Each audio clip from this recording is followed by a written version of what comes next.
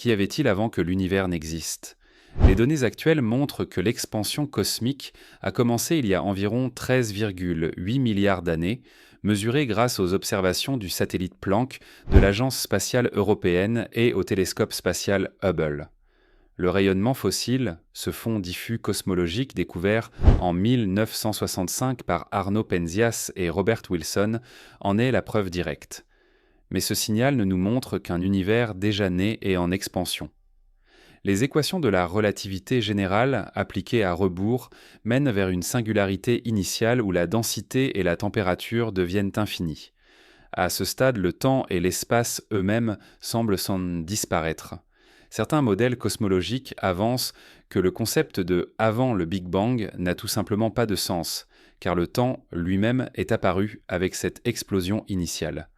Pourtant, d'autres théories, basées sur la mécanique quantique et les fluctuations du vide, suggèrent qu'un état préexistant pourrait avoir servi de matrice à notre univers.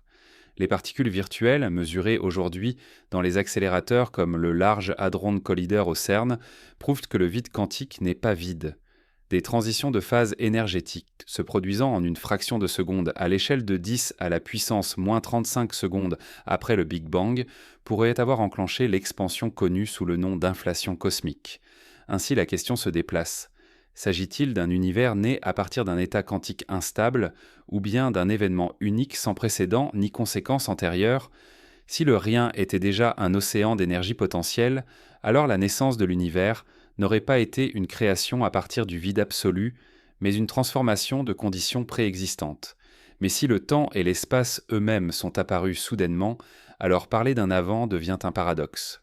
Depuis que les humains lèvent les yeux vers le ciel, une question les hante. D'où vient tout ce qui existe autour de nous? Les civilisations anciennes placèrent les étoiles dans le domaine des dieux, les associent à des récits mythologiques, à des créations divines ou à des cycles éternels.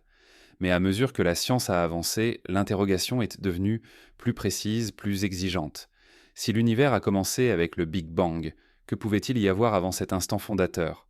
Ce mystère s'impose comme un mur que la raison se heurte à franchir, car il touche non seulement aux limites de la physique, mais aussi aux limites du langage et de la pensée humaine. Les astronomes savent aujourd'hui dater l'âge de l'univers à environ 13,8 milliards d'années. Ils parviennent à cette conclusion grâce à des instruments capables de mesurer le rayonnement fossile, vestige des premières lueurs après la naissance cosmique. Cette découverte a été une révolution au XXe siècle, confirmant que l'univers n'est pas statique, mais en expansion depuis son origine. Pourtant, ces données ne disent rien de ce qui précède. Elles éclairent un cosmos déjà lancé, mais pas l'amorce de ce lancement. C'est comme si l'histoire de l'univers avait un premier chapitre manquant, une page arrachée avant le prologue. Le mystère ne se limite pas à la curiosité intellectuelle. Il engage notre compréhension de la réalité, car parler d'un avant le Big Bang suppose qu'il existait un cadre temporel antérieur. Or, selon la physique moderne, le temps lui-même serait né au moment du Big Bang. Si le temps n'existait pas auparavant, il devient incohérent de demander ce qu'il y avait avant. Pourtant, l'esprit humain peine à accepter ce vertige. Dans notre expérience quotidienne, tout effet suppose une cause, toute naissance suppose un état préalable. Comment concevoir un événement qui se produit sans antécédent, sans support, sans déclencheur extérieur? Les chercheurs explorent ce mystère avec des hypothèses diverses. Certains suggèrent que le Big Bang n'a pas été un début absolu, mais plutôt une transition. Dans cette vision, l'univers aurait émergé d'une forme de réalité plus profonde, invisible et difficile à concevoir. Peut-être un vide quantique, riche en potentialités, où des fluctuations imprévisibles auraient fini par produire un univers entier. Peut-être un univers précédent, effondré sur lui-même et donnant naissance à un nouveau cycle, ou peut-être une multiplicité d'univers, surgissant les uns des autres comme des bulles de savon dans un immense océan cosmique. Ce mystère ne se résout pas par une simple spéculation. Il se nourrit d'indices que la science moderne peut recueillir.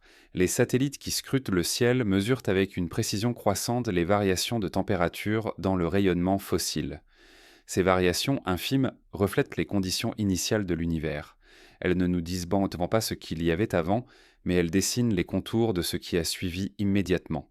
Ces données deviennent alors des pièces d'un puzzle plus vaste, que les cosmologistes tentent d'assembler en reliant physique de l'infiniment petit et observation de l'infiniment grand. En L'enjeu dépasse les sciences physiques, car derrière la question du premier mystère se cache une interrogation existentielle. Pourquoi y a-t-il quelque chose plutôt que rien? Cette formule, popularisée par des philosophes, trouve une résonance particulière à la lumière du Big Bang. Si le rien absolu n'a jamais existé, si une forme de réalité subsistait avant le Big Bang, alors notre univers ne serait qu'une variation d'un état plus fondamental. Mais si le Big Bang constitue un commencement radical sans rien qui le précède, alors la notion même de causalité s'effondre, et avec elle l'idée de chercher une réponse logique. Dans ce contexte, le terme de rien devient lui-même problématique. Dans le langage courant, rien signifie absence totale. Mais en physique moderne, le rien absolu est difficile à définir. Même dans ce que nous appelons le vide, des particules apparaissent et disparaissent sans cesse, témoignant d'une agitation irréductible. Si le vide essaie déjà quelque chose, alors le rien véritable échappe à notre description. Le mystère du Big Bang se double ainsi d'un mystère du vocabulaire. Peut-on seulement poser la question avec des mots appropriés, ou sommes-nous piégés par les limites de nos concepts hérités de l'expérience quotidienne? Ce premier mystère demeure aussi insaisissable parce qu'il n'admet pas d'observation directe. Aucun télescope ne peut filmer l'instant zéro. Aucun détecteur ne peut mesurer l'avant de l'espace-temps. Les scientifiques doivent donc procéder par extrapolation, par modèle théorique, par analogie des prudentes. C'est un travail patient qui avance à travers des conjectures, certaines se révélant fécondes, d'autres abandonnées face aux données. Mais même les théories les plus sophistiquées n'effacent pas le vertige initial. Il est possible que la question de l'avant-Big Bang soit tout simplement dénuée de sens. Pourtant, ce mystère continue d'attirer l'attention. Chaque avancée scientifique, chaque amélioration des instruments, chaque nouvelle théorie de la gravité quantique relance l'espoir d'approcher une réponse. Mais quelle réponse serait acceptable? Une réponse scientifique fondée sur des mesures et des équations, ou une réponse philosophique ancrée dans une réflexion sur les limites de l'esprit humain? La frontière entre les deux devient floue, car la science elle-même nous mène à des paradoxes qui rappellent les plus anciennes spéculations métaphysiques. Dans cette zone d'incertitude, le rôle du mystère est peut-être plus important que sa résolution, car c'est lui qui alimente la recherche, qui pousse à interroger l'univers au-delà de ce qui est immédiatement observable. Le mystère du Big Bang fonctionne comme un moteur intellectuel, rappelant que notre savoir reste fragmentaire et que l'univers recèle toujours des dimensions qui échappent à notre compréhension. Le fait que la question du rien persiste depuis des siècles montre qu'elle touche à une limite irréductible, où la science et la philosophie se rejoignent. Mais si ce premier mystère demeure, il n'empêche pas d'avancer, car en cherchant à comprendre ce qu'il y avait avant, les scientifiques éclairent aussi ce qui s'est passé immédiatement après. Et ces premiers instants, bien que minuscules à l'échelle du temps cosmique, contiennent déjà des indices cruciaux sur la nature de l'univers. Chaque trace laissée par ces premiers instants ouvre une piste nouvelle, une hypothèse supplémentaire. Ainsi, même si l'avant absolu reste voilé, l'étude de ce qui s'est produit juste après continue de transformer notre vision du monde. Lorsque l'on parle du vide, l'image qui surgit spontanément dans notre esprit est celle d'un espace absolument désert, sans matière, sans énergie, sans aucune activité. Pourtant, la science moderne a montré que cette vision intuitive est trompeuse. Le vide n'est pas un néant paisible. C'est au contraire une arène de phénomènes invisibles, un champ en perpétuelle effervescence où des apparitions fugitives et des disparitions instantanées se produisent sans cesse. Ce paradoxe transforme notre compréhension du mot « rien » et ouvre une piste essentielle pour réfléchir à ce qui aurait pu précéder la naissance de l'univers. Les expériences menées au cours du XXe siècle ont révélé que le vide n'est jamais parfaitement vide. Même dans une chambre de laboratoire d'où toute particule de matière a été soigneusement retirée, il subsiste une activité mesurable. Des particules dites virtuelles surgissent et s'annihilent en un laps de temps infinitésimal. Leur existence est si brève qu'elles échappent à toute observation directe, mais leurs effets collectifs peuvent être détectés. Cette découverte a bouleversé la manière de concevoir la réalité. Ce que l'on croyait être le néant est en réalité une mer d'événements microscopiques, imprévisibles, qui façonnent silencieusement le comportement de la matière et de l'énergie. Le vide quantique est donc loin d'être une simple toile de fond. Il agit comme une source potentielle de phénomènes physiques. Dans certaines conditions, ces fluctuations peuvent générer des effets observables à grande échelle. Des expériences ont montré, par exemple, que deux plaques métalliques placées très proches l'une de l'autre se voient attirées par une force minuscule mais mesurable, due à l'agitation de ce vide invisible. Cet effet, d'abord jugé improbable, a été confirmé avec une grande précision, prouvant que l'absence apparente de matière recèle une énergie cachée. Cette notion conduit à une interrogation vertigineuse. Si le vide est actif, pourrait-il être à l'origine de l'univers lui-même? Plusieurs modèles cosmologiques s'en s'appuyant sur cette idée. Selon eux, l'univers pourrait avoir émergé d'un état de vide instable, dont les fluctuations auraient ainsi déclenché une transformation radicale. Au lieu d'un néant absolu, le commencement ne serait qu'une transition, le passage d'un état d'équilibre instable vers un état expansif, donnant naissance à l'espace, au temps et à la matière. Ainsi, le Big Bang ne serait pas une création ex nihilo, mais une mutation du vide lui-même. Le concept est difficile à saisir car il bouleverse notre intuition. Dans la vie courante, un vide désigne une absence totale, un espace creux.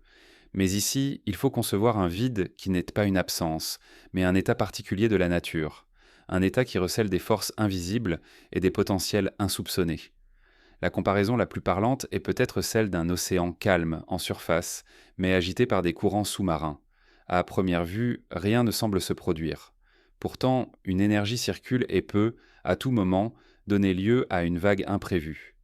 Cette vision modifie aussi la question philosophique du rien. Si le vide quantique est déjà quelque chose, alors le rien absolu, tel que nous l'imaginons, n'a probablement jamais existé. Cela signifie que l'univers pourrait être né d'une structure préexistante, même si celle-ci nous paraît invisible et inaccessible. Cela signifie aussi que le terme rien n'est peut-être qu'une approximation linguistique pour désigner une réalité plus subtile, que nos mots ne parviennent pas à décrire fidèlement. Les conséquences de cette conception du vide dépassent la cosmologie. Elles concernent aussi la manière dont nous comprenons la stabilité de l'univers actuel. Car si le vide est instable, il pourrait en théorie basculer vers un autre état. Cette éventualité reste extrêmement hypothétique, mais elle rappelle que notre univers repose sur un équilibre fragile. Ce que nous considérons comme permanent pourrait n'être qu'une phase temporaire dans un processus beaucoup plus vaste, qui échappe à notre perception immédiate. Ce caractère instable du vide invite à réfléchir à la possibilité de transition cosmique. Peut-être notre univers est-il l'un de nombreux univers apparus successivement dans une mer infinie de vide quantique. Chaque fluctuation donnerait naissance à une nouvelle expansion, créant ainsi une multitude de mondes dont le nôtre ne serait qu'un exemple. Dans ce scénario, le Big Bang ne serait pas un événement unique, mais un phénomène répétitif, inscrit dans la dynamique profonde du vide. Cette idée n'est pas seulement spéculative, elle permet d'expliquer certains aspects de notre univers qui resteraient mystérieux autrement. Par exemple, l'homogénéité remarquable du cosmos à grande échelle, ou encore la précision des conditions initiales qui ont rendu possible l'émergence des galaxies et de la vie. Si l'univers est issu d'un vide quantique riche en potentialités, alors ses caractéristiques ne sont plus des hasards inexplicables, mais des conséquences naturelles d'un processus fondamental. Le vide quantique devient ainsi une clé d'interprétation. Mais il ne résout pas toutes les questions. Car si l'univers provient d'un tel état, il reste à comprendre pourquoi ce vide existe lui-même. Quelle était l'origine de cette structure invisible et de ses lois? Si l'on recule encore dans la chaîne des explications, on se retrouve face à la même énigme. Pourquoi y a-t-il quelque chose plutôt que rien? Le vide quantique nous rapproche d'une réponse, mais il ne dissipe pas entièrement le mystère. Les physiciens continuent d'explorer ce domaine par la théorie et par l'expérience. Ils construisent des instruments toujours plus sensibles pour détecter les traces indirectes de ces fluctuations. Ils imaginent des scénarios où ces phénomènes minuscules auraient en laissé une empreinte dans les toutes premières fractions de seconde après le Big Bang. Chaque avancée, chaque donnée nouvelle permet de préciser la nature de ce vide et son rôle dans l'histoire cosmique. Mais le chemin reste long, car l'observation directe d'un état si fondamental échappe à nos capacités actuelles. En attendant, le vide quantique demeure une image fascinante.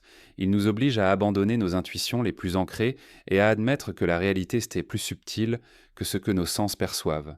Il nous rappelle que l'univers ne se construit pas seulement à partir de la matière visible, mais aussi à partir de structures invisibles, actives, dynamiques.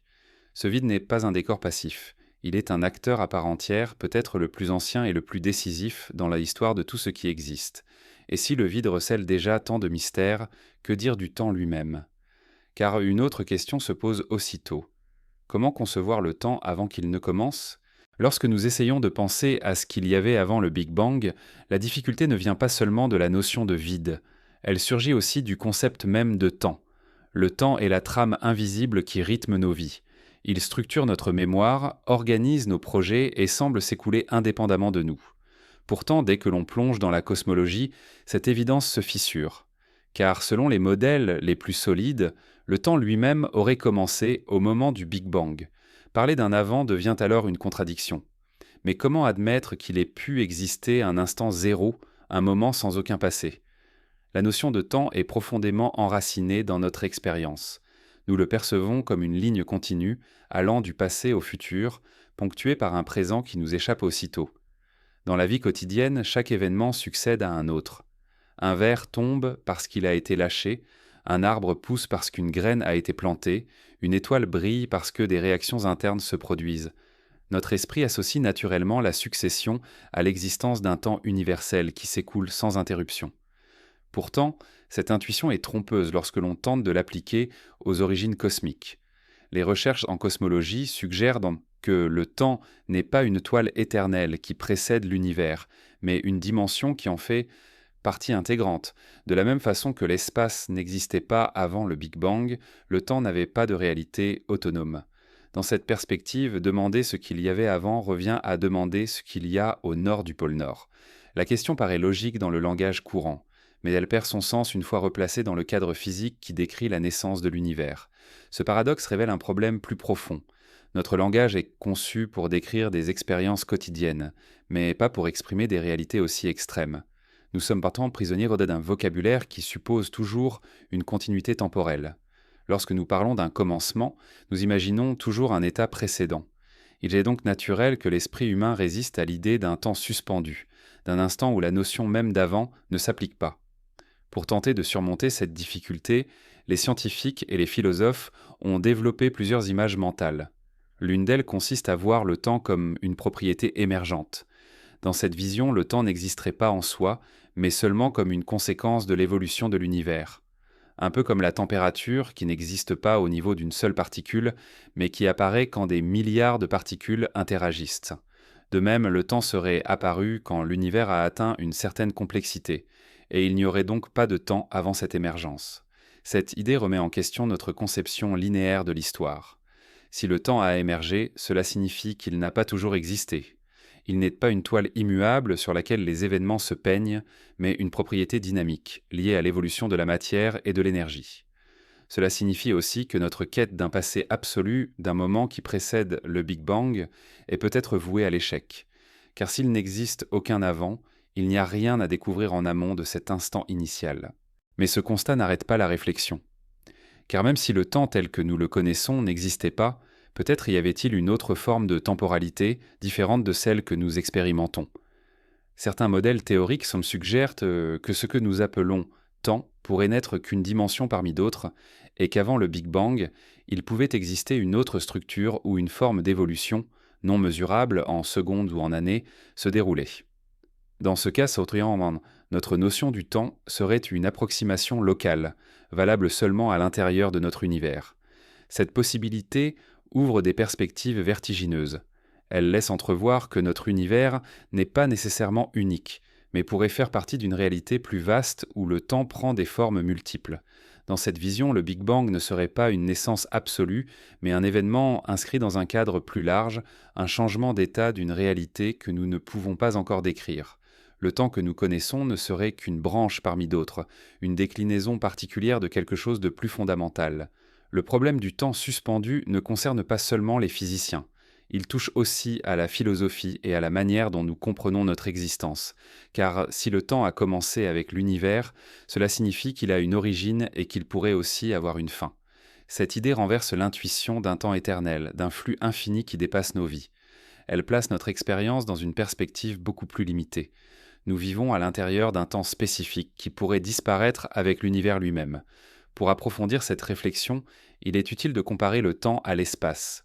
Nous avons appris à concevoir l'espace comme une étendue qui n'existe pas en soi, mais qui est liée à la matière qu'il contient. Là où il n'y a pas de matière, il n'y a pas d'espace mesurable. De la même manière, le temps pourrait être indissociable de l'univers. Sans univers, pas de temps. Cette comparaison aide à comprendre pourquoi il est si difficile de parler d'un avant.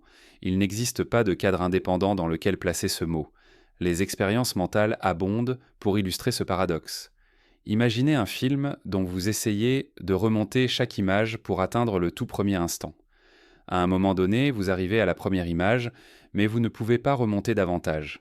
Ce point, ce n'est pas un passage vers un autre film, mais le véritable début. Le Big Bang pourrait être ce premier cadre, au-delà duquel il n'y a rien à projeter. Cependant, cette image reste insatisfaisante pour beaucoup, car elle suggère un arrêt brutal de la pensée. L'esprit humain veut chercher une cause, une explication. Il n'accepte pas facilement qu'il puisse y avoir un événement sans antécédent. C'est pourquoi la notion de temps suspendu continue d'être débattue, explorée, interprétée de multiples manières. Certains y voient une limite infranchissable, d'autres une incitation à inventer de nouveaux concepts. Dans les laboratoires et les centres de recherche, les physiciens cherchent à détecter des indices qui pourraient éclairer cette question. Ils étudient sans ça les premières traces laissées par l'univers dans le rayonnement fossile. Ils développent des modèles pour simuler les conditions extrêmes des premiers instants. Leur objectif n'est pas seulement de décrire l'évolution de l'univers, mais aussi de comprendre si le temps lui-même a des propriétés mesurables liées à son origine. Ce travail est encore loin d'être achevé, mais il transforme déjà notre rapport au temps. Car en découvrant que le temps a pu avoir un commencement, nous sommes amenés à reconsidérer notre propre existence. Chaque instant que nous vivons n'est pas seulement une étape dans une suite infinie, mais une part d'un cadre cosmique qui a eu un début et qui pourrait avoir une fin. Le temps n'est pas une évidence immuable, mais un mystère en mouvement. Et cette réflexion conduit naturellement vers une nouvelle interrogation. Si le temps s'est suspendu à l'instant zéro, qu'en est-il de l'espace ? Car comprendre le rôle du temps ne suffit pas. Il faut aussi se demander ce qu'il advient lorsque les équations de la gravité mènent vers un point où toute description classique s'effondre. Lorsque les scientifiques suivent la logique des observations actuelles et projettent les équations qui décrivent l'expansion de l'univers vers le passé, ils aboutissent à une frontière étrange. Tout se concentre en un point unique, d'une densité sans mesure et d'une température inimaginable. Ce point est ce que l'on appelle la singularité. C'est une limite conceptuelle autant que physique, un seuil au-delà duquel nos modèles cessent de fonctionner. Comprendre ce qu'est réellement cette singularité, et si elle a véritablement existé, constitue l'un des plus grands défis de la cosmologie moderne. Dans notre expérience quotidienne, les notions de densité et de température sont toujours relatives. Un morceau de métal chauffé devient rouge, une étoile massive peut atteindre des millions de degrés en son cœur. Mais ces chiffres, déjà impressionnants, ne sont rien comparés aux conditions extrêmes qui se concentrent à la singularité. Ici, la matière ne peut plus être décrite en termes ordinaires. Les lois de la physique telles que nous les connaissons cessent de s'appliquer. Les forces qui gouvernent l'univers deviennent incontrôlables, fusionnant dans un état que nous ne pouvons ni mesurer ni reproduire. Cette singularité n'est pas un objet physique observable. Personne ne peut la voir ou la détecter directement. Elle est le résultat mathématique inévitable lorsque l'on remonte le film de l'expansion cosmique jusqu'à ses origines. Dans cette reconstitution théorique, tout ce qui compose l'univers, galaxies, étoiles, particules, lumière, se réduit à une seule entité, compacte et indéfinissable. Mais cela pose un problème majeur. Si la singularité est une simple conséquence de nos équations, est-elle réelle ou seulement le signe que nos modèles sont incomplets ? De nombreux chercheurs considèrent que la singularité n'est pas une réalité physique, mais plutôt un avertissement. Elle signale que la description que nous utilisons ne peut pas aller plus loin. La relativité générale, qui explique si bien l'expansion de l'univers et la gravitation des astres, atteint ici ses limites. Pour décrire ce moment zéro, il faudrait une théorie plus profonde, capable de réunir la relativité et la mécanique quantique. En attendant, la singularité reste comme un mur d'ombre. Elle marque la frontière entre ce que nous savons et ce que nous ignorons. Pourtant, ce concept a une valeur immense. Car même si nous ne savons pas ce qu'il recouvre exactement, il force à penser l'univers différemment. Il nous rappelle que l'espace et le temps, tels que nous les concevons, ne sont peut-être pas fondamentaux. À la singularité, ces notions s'effacent ou se transforment. L'espace n'est plus une étendue mesurable, le temps n'est plus une succession d'instants. Tout se concentre dans un état que nous ne pouvons pas comparer à quoi que ce soit de familier. Certains modèles proposent de voir la singularité non comme un point absolu, mais comme une transition. Selon cette vision, l'univers n'aurait pas commencé par une densité infinie, mais par une transformation d'un état antérieur, inaccessible à nos instruments actuels. Dans cette hypothèse, la singularité n'est qu'un passage, une porte vers une réalité plus vaste. Cela permet d'éviter l'idée d'un début radical et de concevoir que l'univers pourrait être issu d'une structure préexistante. Ce débat n'est pas seulement scientifique, il est aussi philosophique. Car si la singularité est réelle, cela signifierait que l'univers a connu une origine absolue, sans condition préalable.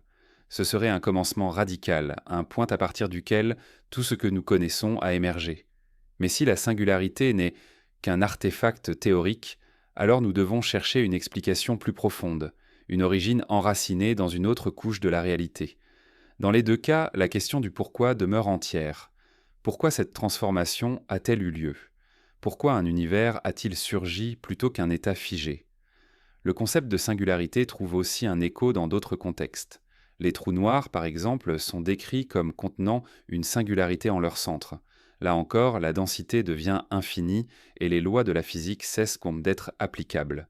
Cette analogie suggère que la singularité n'est pas seulement une curiosité théorique liée au Big Bang, mais une propriété générale de nos modèles actuels. Chaque fois que la gravité se concentre à l'extrême, nous aboutissons à ce même paradoxe. Cela renforce l'idée que la singularité est avant tout un signal d'alarme, une invitation à chercher une théorie plus complète. Dans l'imaginaire collectif, la singularité du Big Bang est parfois décrite comme une explosion. Mais cette image est trompeuse. Il ne s'agit pas d'une explosion dans l'espace, mais de l'apparition même de l'espace.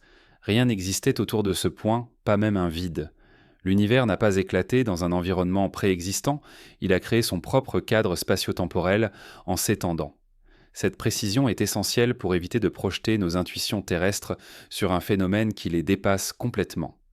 Pour avancer dans la compréhension de la singularité, les chercheurs se tournent vers les observations indirectes.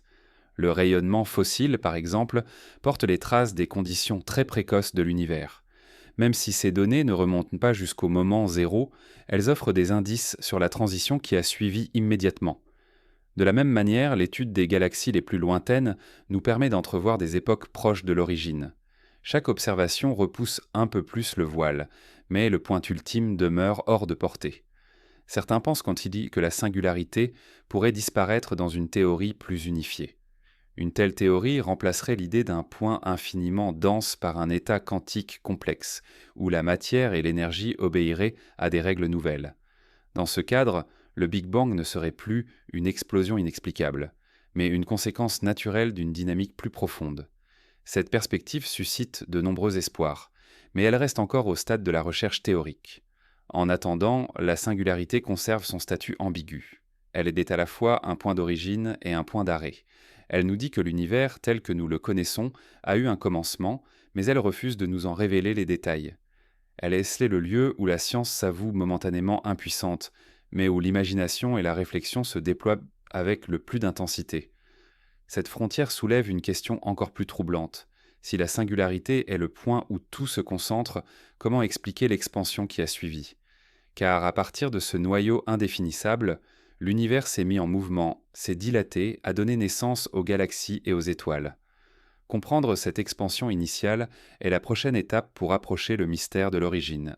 Dès que l'on évoque le Big Bang, l'image qui surgit spontanément est celle d'un univers en expansion. Cette idée, aujourd'hui largement admise, n'allait pourtant pas de soi.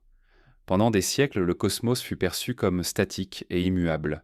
Les étoiles semblaient fixées dans une voûte céleste éternelle. Même au début du XXe siècle, l'idée d'un univers changeant restait marginale. Ce n'est qu'avec les observations d'astronomes comme Edwin Hubble que la preuve s'imposa. Les galaxies s'éloignent les unes des autres et l'espace lui-même est en train de se dilater. Ce constat bouleversa la vision du monde et ouvrit la voie à la compréhension de l'expansion initiale qui a suivi le Big Bang. L'expansion n'est pas une explosion au sens ordinaire. Elle ne correspond pas à de la matière projetée dans un vide préexistant. C'est plutôt la dilatation de l'espace lui-même. Imaginez un ballon que l'on gonfle. Les points tracés à sa surface s'éloignent les uns des autres, non parce qu'ils bougent d'eux-mêmes, mais parce que la surface s'étire. De la même façon, les galaxies ne traversent pas un espace figé, elles s'éloignent car l'espace qui les sépare grandit. Cette distinction est fondamentale car elle explique pourquoi l'expansion ne connaît pas de centre, partout dans l'univers, on observe le même éloignement relatif. L'expansion initiale représente le passage de conditions extrêmes à un univers en évolution structurée. Dans les premières fractions de seconde, la matière et l'énergie étaient allées concentrer dans un état extraordinairement dense et chaud. Puis, très rapidement, l'espace s'est dilaté, entraînant avec lui la matière naissante. Cette dilatation a permis à l'univers de se refroidir progressivement. Sans cette expansion, aucune structure ne serait apparue. Les galaxies, les étoiles, les planètes et la vie elle-même sont les fruits de ce processus. Comprendre l'expansion initiale, c'est donc comprendre la genèse des conditions qui ont rendu notre existence possible. Les indices de cette expansion se trouvent donc partout autour de nous. L'un des plus frappants est le rayonnement fossile, une lueur diffuse qui remplit tout l'espace. Cette lumière, émise quelques centaines de milliers d'années après le Big Bang, porte encore les cicatrices des premiers instants de l'univers. Sa découverte a confirmé de façon spectaculaire que l'univers a bien connu une phase dense et chaude. En l'étudiant, les chercheurs parviennent à reconstituer les étapes de l'expansion et à tester les modèles qui en rendent compte. Un autre indice majeur est la distribution des galaxies. Plus on observe loin, plus on voit loin dans le passé. Et ce que l'on constate, c'est que les galaxies lointaines s'éloignent de nous plus rapidement que les galaxies les proches. Cette relation entre distance et vitesse d'éloignement est la signature même de l'expansion. Elle montre que l'univers était plus petit dans le passé et qu'il continue encore aujourd'hui à se dilater. Les plus grands télescopes, comme ceux installés à Hawaï ou au Chili, ainsi que les observatoires spatiaux, permettent de mesurer avec précision cette évolution et d'en déduire les paramètres fondamentaux. L'expansion initiale n'a pas seulement façonné la taille de l'univers, elle a aussi déterminé sa structure interne. Dans les premiers instants, des fluctuations minuscules dans la répartition de la matière ont été amplifiées par la dilatation. Ces irrégularités, invisibles à petite échelle, sont devenues les graines des futures galaxies et amas de galaxies. Sans elles, l'univers serait resté homogène, un brouillard uniforme sans relief. L'expansion a donc transformé des inégalités microscopiques en structures gigantesques, sculptant le cosmos que nous observons aujourd'hui. Ce processus soulève toutefois des questions redoutables. Qu'est-ce qui a déclenché cette expansion ? Pourquoi a-t-elle commencé à ce moment précis et non à un autre ? Ces interrogations ramènent au cœur du mystère du Big Bang, car si nous pouvons décrire ce qui s'est passé après, l'origine de l'expansion demeure obscure. Est-ce une propriété intrinsèque de l'univers ? Est-ce le résultat d'un état antérieur qui s'est transformé ? Les théories abondent, mais aucune ne s'impose encore avec certitude. L'expansion initiale a aussi des implications sur l'avenir de l'univers. Car si l'espace a commencé à se dilater il y a plus de 13 milliards d'années, la question est de savoir s'il continuera indéfiniment. Les observations récentes montrent que non seulement l'univers s'étend, mais qu'il le fait de plus en plus vite. Une mystérieuse énergie, appelée énergie sombre, semble accélérer cette expansion. Cela renforce l'idée que l'expansion est inscrite au cœur même de la nature de l'univers, et qu'elle pourrait ne jamais s'arrêter. Pour comprendre cette expansion initiale, il faut aussi se libérer de nos intuitions spatiales. Quand nous pensons à une dilatation, nous imaginons toujours un espace qui s'agrandit dans quelque chose de plus vaste. Mais ce n'est pas le cas ici. L'univers ne se dilate pas dans un contenant extérieur. Il n'y a pas d'espace autour de l'espace. L'expansion signifie seulement que la distance entre les points augmente sans référence à un extérieur. C'est une idée difficile à saisir mais essentielle pour comprendre la véritable nature du Big Bang. Les chercheurs poursuivent de ce travail en affinant leurs mesures. Les missions spatiales modernes scrutent le rayonnement fossile avec une précision extraordinaire, révélant des détails toujours plus fins. Ces cartes du ciel permettent de tester les hypothèses sur la dynamique de l'expansion et sur les mécanismes qui l'ont déclenchée. Elles constituent une fenêtre unique sur les premiers instants de l'univers, une archive cosmique qui conserve la mémoire de cette dilatation initiale. Mais malgré tous ces progrès, l'expansion initiale garde une part d'ombre. Elle nous dit ce qui s'est passé, mais pas pourquoi cela s'est produit. Elle décrit le comment, mais reste muette sur la cause profonde. Et c'est précisément là que la science rejoint le champ plus vaste de la réflexion philosophique. Car en cherchant à comprendre cette expansion, nous sommes renvoyés à la question de l'origine ultime. D'où viennent les lois qui régissent ce processus ? Pourquoi l'univers suit-il cette dynamique plutôt qu'une autre ? L'expansion initiale n'est donc pas seulement un événement cosmologique, elle est une clé pour interroger la réalité dans son ensemble. Elle nous apprend que l'univers est dynamique, qu'il a une histoire, qu'il a évolué à partir d'un état plus concentré. Elle nous rappelle aussi que notre place dans ce cosmos est liée à ce processus. Sans expansion, il n'y aurait ni matière organisée, ni étoiles, ni planète, ni vie. Chaque respiration que nous prenons est le fruit d'un univers qui s'est dilaté depuis cet instant primordial. Et pourtant, malgré l'immensité de ce savoir, une limite se dessine à nouveau. Car si la relativité générale permet de décrire l'expansion avec une grande précision, elle se heurte à des contradictions lorsqu'il s'agit d'expliquer les tout premiers instants. Les équations cessent d'être valides à la frontière de l'infiniment petit. Pour franchir ce seuil, il faut chercher une nouvelle approche, une autre manière de comprendre l'univers au moment de son origine. C'est là que la question des limites de la relativité prend toute son importance. Lorsque nous cherchons à comprendre l'expansion initiale et les premiers instants de l'univers, notre outil le plus puissant reste la relativité générale. Cette théorie, proposée par Albert Einstein au début du XXe siècle, a bouleversé la vision traditionnelle de la gravité. Elle ne décrit plus la gravité comme une force au sens classique, mais comme une déformation de l'espace et du temps provoquée par la présence de matière et d'énergie. Grâce à ce cadre conceptuel, nous avons pu comprendre l'expansion du cosmos, prévoir l'existence des trous noirs et expliquer les mouvements des galaxies à grande échelle. La relativité générale est sans conteste l'un des piliers de la science moderne. Pourtant, elle n'est pas sans limite.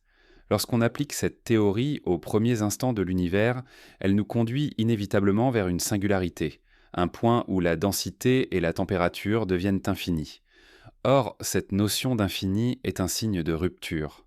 Elle indique que le modèle utilisé ne peut plus décrire la réalité. En physique, lorsqu'une équation produit une grandeur infinie, cela signifie généralement qu'on a atteint la limite d'un cadre théorique et qu'il faut le compléter par un autre. La relativité générale, aussi élégante et robuste soit-elle, ne peut donc pas être la réponse ultime à la question de l'origine. Le problème ne se limite pas à la cosmologie. On le retrouve aussi dans l'étude des trous noirs. Là encore, la relativité générale prédit une singularité centrale, où toutes les lois physiques cessent de s'appliquer. Ces deux contextes révèlent pour la même faille. Dès que l'on combine la gravité avec des échelles extrêmement petites, la théorie s'effondre. Cela suggère qu'une description plus fondamentale de la réalité est nécessaire, une théorie capable d'intégrer la gravité dans le cadre quantique. La mécanique quantique, en effet, s'impose dans le domaine de l'infiniment petit. Elle décrit les particules, les atomes, les interactions fondamentales avec une précision extraordinaire. Les expériences confirment ces prédictions avec une exactitude impressionnante, parfois au milliardième près. Mais cette théorie fonctionne dans un cadre qui ne prend pas en compte la gravité. Elle repose sur un espace-temps fixe, alors que la relativité générale fait de l'espace-temps un acteur dynamique, déformé par la matière. L'incompatibilité entre ces deux visions est l'un des plus grands défis de la physique contemporaine. La limite de la relativité générale se situe précisément là. Elle ne peut pas décrire les conditions où les effets quantiques deviennent dominants. Or, au moment du Big Bang, l'univers entier est réduit à une échelle microscopique. Les phénomènes quantiques deviennent y jouer un rôle essentiel. Vouloir expliquer cette situation uniquement avec la relativité générale revient à utiliser un outil puissant mais inadapté, comme tenter de mesurer la masse d'un atome avec une balance de cuisine. Il faut inventer une nouvelle approche plus fine et plus complète. Cette recherche a conduit à de nombreuses tentatives théoriques. La gravité quantique à boucle, par exemple, essaie de décrire l'espace et le temps comme des structures discrètes, composées d'éléments fondamentaux indécomposables. Dans ce cadre, la singularité du Big Bang serait remplacée par un rebond. Au lieu d'un point d'origine infiniment dense, l'univers aurait connu une contraction suivie d'une expansion. La théorie des cordes, de son côté, propose que les particules élémentaires soient en réalité de minuscules cordes vibrantes et que l'espace possède plus de dimensions que celles que nous percevons. Ces approches, bien que très différentes, partagent la même ambition: dépasser les limites de la relativité générale et de la mécanique quantique en les unifiant. Mais ces théories restent encore largement spéculatives. Les preuves expérimentales manquent, car les énergies nécessaires pour tester directement ces idées dépassent de loin ce que nos instruments actuels peuvent produire. Les accélérateurs de particules les plus puissants ne sont pas capables de recréer les conditions des premiers instants de l'univers. Les chercheurs doivent donc chercher des indices indirects, par exemple dans le rayonnement fossile, dans la distribution des galaxies ou dans les ondes gravitationnelles. Chaque observation peut offrir une piste, mais aucune ne permet encore de trancher définitivement. Cette limite de la relativité générale n'est pas une faiblesse mais une invitation. Elle nous rappelle que même les théories les plus puissantes ne sont que des approximations de la réalité. Elles fonctionnent dans un certain domaine, mais échouent au-delà. Cette prise de conscience fait partie intégrante de la démarche scientifique. L'histoire des sciences est jalonnée de théories qui semblaient définitives et qui ont ensuite été dépassées. La relativité elle-même a supplanté la mécanique classique de Newton, non pas en la réfutant totalement, mais en l'intégrant dans un cadre plus large. De la même manière, une future théorie intégrera sans doute la relativité générale dans un ensemble plus vaste. Réfléchir aux limites de la relativité générale, c'est donc accepter que notre savoir est encore incomplet. C'est reconnaître que nous nous trouvons à une frontière de la connaissance, face à un horizon que nous ne pouvons pas franchir avec les outils actuels. Mais c'est aussi comprendre que cette frontière n'est pas un obstacle définitif. Elle est le point de départ d'une exploration intellectuelle qui nous pousse à inventer de nouveaux concepts, à imaginer d'autres représentations de la réalité. Cette situation soulève une question plus profonde encore. Qu'est-ce que la science peut réellement atteindre ? Est-il possible de décrire l'origine de l'univers avec une précision totale, ou bien existe-t-il des limites irréductibles à notre compréhension ? Certains pensent que les équations finissent toujours par échouer lorsqu'on remonte trop loin dans le passé. D'autres croient au contraire qu'une théorie unifiée finira par émerger, capable d'expliquer l'avant comme l'après. Cette tension entre incertitude et espoir anime la recherche et nourrit la réflexion. En observant ces limites, nous découvrons aussi la puissance de notre propre démarche, car malgré les zones d'ombre, la relativité générale a permis de comprendre une multitude de phénomènes, de la trajectoire des planètes aux ondes gravitationnelles détectées un siècle après leur prédiction. Elle reste l'une des théories les plus vérifiées de l'histoire. Mais cette réussite ne doit pas masquer son incomplétude.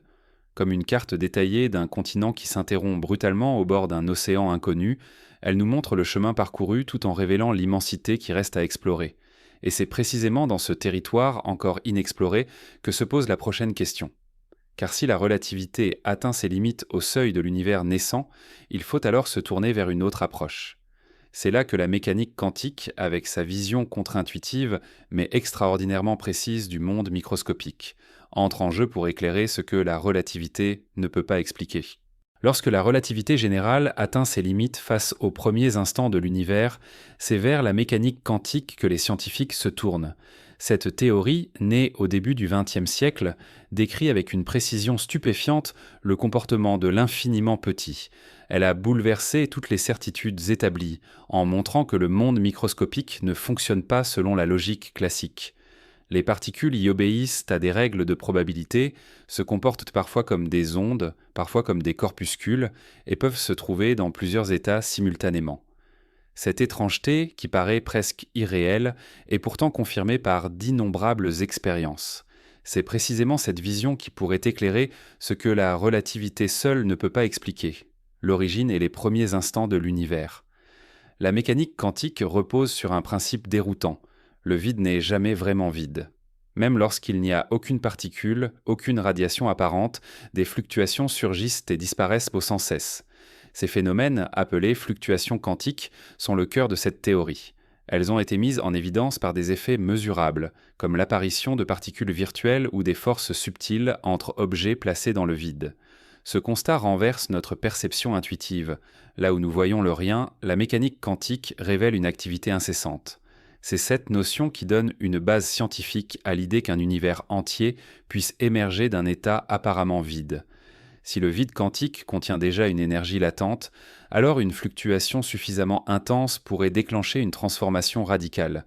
L'univers pourrait être né de ce processus, non pas à partir du néant absolu, mais à partir d'un état quantique instable. Dans ce cadre, le Big Bang n'est pas une explosion inexplicable, mais une transition naturelle d'un état à un autre. La mécanique quantique introduit aussi une autre idée fondamentale, l'incertitude. Dans le monde microscopique, il n'est pas possible de connaître simultanément toutes les propriétés d'une particule avec une précision infinie. Cette incertitude n'est pas due à une limite de nos instruments, mais à la nature même de la réalité. Elle implique que certains événements ne sont pas déterminés à l'avance, mais se produisent de manière probabiliste. Appliquée aux origines de l'univers, cette idée suggère que le Big Bang pourrait être le résultat d'une probabilité réalisée, parmi d'innombrables autres possibilités. Ce caractère probabiliste bouleverse notre manière de penser la causalité. Dans le monde classique, chaque effet a une cause précise. Dans le monde quantique, certaines choses se produisent d'un manque simplement parce qu'elles pouvaient en se produire. Ce passage de la nécessité à la probabilité est déroutant, mais il était validé par l'expérience. Les particules subatomiques se comportent exactement de cette façon. Dès lors, pourquoi l'univers lui-même n'obéirait-il pas aux mêmes règles? Peut-être qu'il est apparu parce que, dans le vaste champ des possibles, cette naissance était l'un des résultats autorisés. La mécanique quantique permet aussi d'imaginer que notre univers n'est pas unique. Si les fluctuations du vide peuvent produire un univers, elles peuvent en produire d'autres. Chaque fluctuation significative pourrait engendrer une bulle d'espace-temps indépendante de la nôtre. Dans ce scénario, notre cosmos serait un univers parmi une multitude, un épisode particulier dans une grande histoire infinie. Cette hypothèse, connue sous le nom de multivers, reste spéculative, mais elle découle logiquement de la manière dont la mécanique quantique décrit la réalité. Les implications de cette vision sont vertigineuses. Elles signifient que le Big Bang n'aurait pas été une création absolue, mais simplement l'un des nombreux événements possibles dans une réalité plus vaste. Elles signifient aussi que la question du pourquoi devient différente. Il ne s'agit plus de demander pourquoi l'univers existe, mais pourquoi c'est ce type d'univers que nous habitons. Dans un multivers, chaque possibilité existe quelque part. La nôtre est simplement celle qui a donné lieu à des conditions permettant l'émergence d'observateurs capables de poser la question. La mécanique quantique offre également des outils pour penser la structure de l'espace-temps lui-même. Certaines approches théoriques envisagent que l'espace et le temps ne soient pas continus, mais composés d'unités discrètes. À l'échelle microscopique, le tissu du cosmos serait granulaire, comme un tissu tissé de mailles invisibles. Cela signifierait que le Big Bang n'est pas une singularité infinie, mais le résultat d'un passage d'un état quantifié à un autre.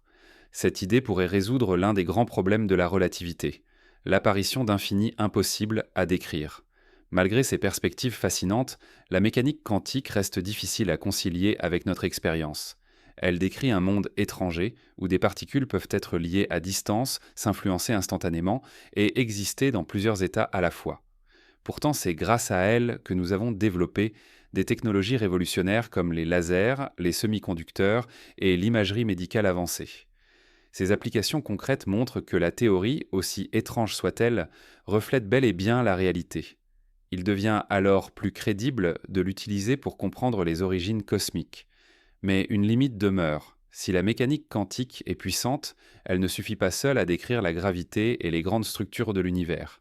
Elle doit être unifiée avec la relativité générale pour former une théorie complète. C'est pourquoi les chercheurs parlent souvent de gravité quantique, un domaine encore en construction, qui ambitionne d'intégrer ces deux piliers en apparence incompatibles.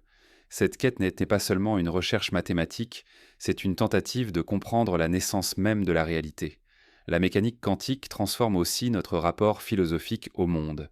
Elle nous oblige à accepter que la réalité n'est pas figée, mais probabiliste, que le vide n'est pas une absence, mais une source d'énergie, et que le temps et l'espace eux-mêmes pourraient être des constructions émergentes. Elle nous rappelle que l'univers ne peut pas toujours être expliqué par les catégories que notre intuition nous impose.